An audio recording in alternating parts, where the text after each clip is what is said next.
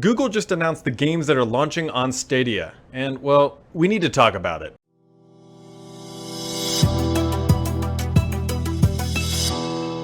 What's up everybody, Brett here, and Google announced the games that are launching with Stadia, which is launching on the 19th. I have pre-ordered and I will be bringing you all the details because I'm as you guys all know, I really love controllers and seeing how Google is going to do this compared to the Xbox and PlayStation and all the good stuff. Anyways, my controller is set to arrive next week. It currently says like the 20th or 21st, not quite sure yet, although Stadia officially launches on the 19th, and I'm crossing my fingers hoping that Google is actually going to make the product arrive on the 19th, not just ship it. But anyways, so Google announced the launch games, and there's, well, 12 of them, and there's a lot to kind of dive in through here. So let's just run through some of the games that they are going to be releasing on day one. We have Assassin's Creed Odyssey, Destiny 2, The Collection, Guild, Just Dance 2020, Mortal Kombat, Red Dead Redemption, Tomb Raider Definitive Edition, Rise of Tomb Raider, Shadow of the Tomb Raider, and a couple other games which I'll throw up on the screen just so you guys, well, you're probably already looking at them anyways.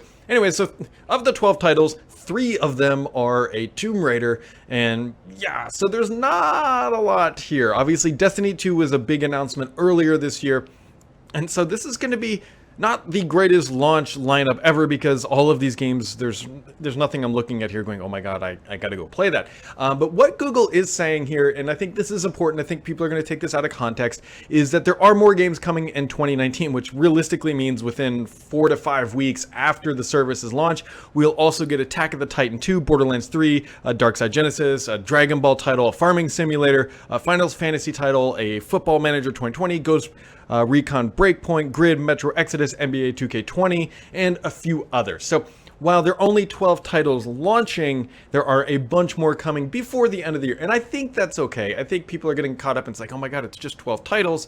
But it's not the strongest lineup, if I'm honest. And Google is missing that killer title, which we all knew that the biggest issue with Stadia, provided the latency is fine and there's no issues there, is going to be the title lineup because Microsoft, as we all know, is investing heavily. Sony is investing heavily, and then there's Google. Now, I don't think Google is going to be in necessarily a bad position, but I think they've got a very serious road or hill to climb. All this is being said with the assumption that the latency is not an issue and that their servers and promises hold up to everything, provided that it is a near good as experience as a local console or playing on your PC. The rest of this remains relevant. If all of that doesn't, if that one massive assumption does not play out, which we'll see here soon, then everything else after I'm about to say doesn't matter. Because Google has the funds, Google has the technology, Google has the cash flow to sustain a service like this for the long haul. And I do think there is room in the market for Google to enter, right? We primarily on the console side, we only have Sony and Microsoft. And granted, Nintendo is there, but Nintendo is its own sort of branch of gamer, and it's usually people who have a Sony or a PlayStation or an Xbox will buy a Switch, and if you have a Switch, you're still more likely to buy an Xbox or PlayStation. I don't think people buy a Nintendo Switch instead of an Xbox One. I'm sure it's happened, but you guys know what I mean. Anyways, I believe there is room in the market for Google if they can make it a sustainable platform. And the way they're going to make it a sustainable platform is through what Microsoft has learned. They're going to need exclusive titles. Just having a title is not going to be good enough. Like, why would you play Destiny 2 on Stadia when you have it for your console or your PC when you're going to get a better experience? Yes, the argument here is that you can play it anywhere, and that Android app is now available, although you can't quite play it yet, so we're still waiting to see how this is all going to shake out. But we are in the cusp of launching the streaming wars. Google will be out of the gate first, although Microsoft is not far behind with xCloud. xCloud is now out. Actually, even localized streaming inside your own home from your console is also now available to beta and alpha testers too. And we're still waiting to see what's coming out of EA. Remember, EA launched a streaming service. It is widely believed that Amazon is also working on one. And you can imagine that all the other large publishers are playing around in this water as well. And so I don't want people to like react crazy negatively to the only 12 titles launching on Stadia because there's going to be a handful there, but I don't think these titles are going to be the make or break for the platform.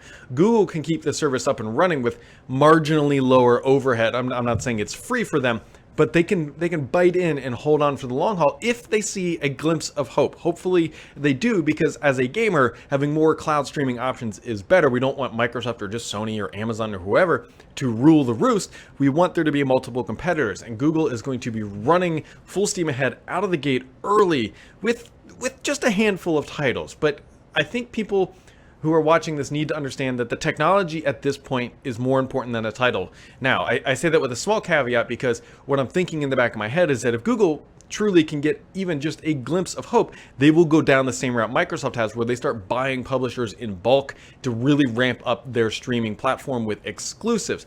But they need to see if gamers are willing to do this. And I think Destiny, actually a lot of these titles will be good to tell, but Destiny P2P will be a good test of the waters about how this platform compares to everything else, because there are other platforms where you can play Destiny and you can get a really, really eye-level look at how the P2P performs. I am super curious to see how this is going to be. Remember, it only is wireless with a Chromecast Ultra, and it's not going to be wireless for, well, the bulk of the people, at least non-Founders Edition users up front. And Google's got to make that pitch to pay the $10 a month so you get the 4K and surround sound, as opposed to the free tier, which is 1080p. What I'm trying to say here, guys, is Google's got a long road ahead. What we need to be paying attention to on launch day is the technology, not so much the games, because if the tech is there, I think they'll have a viable platform, and the games can come later. Yes, I know it takes a while, but Google can go to games that are already in development and just open the checkbook and write it and get an exclusive title and start jumping into that arena. Granted, it'll take them a long time to catch up to the back catalog that Microsoft and Sony and Nintendo have, but it's not. You can't rule Stadia out, which I think some people are doing based on their launch lineup. They are coming in late to the gaming segment. Of course, they're not going to have titles, but they have two things that the two things they do have: money and technology. Again, provided the technology works. So Stadia will be launching next week. Don't forget, Microsoft has their EXO event. I think very strategically aligned this weekend to before the launch of Stadia. I don't think many people connected these dots, but I don't think Microsoft arbitrarily picked the EXO event that is happening in London, by the way. Just, it's just convenient that it's the Saturday before Stadia's launch. It's just convenient. I promise you, it's just convenient. So Microsoft will have some announcements there. Stadia is getting ready to launch. We will have more coverage on that next week. I'll link to the post for the write-up where you can look at all the games down below. But look at the tech, not at the games, and then we'll see how Stadia evolves.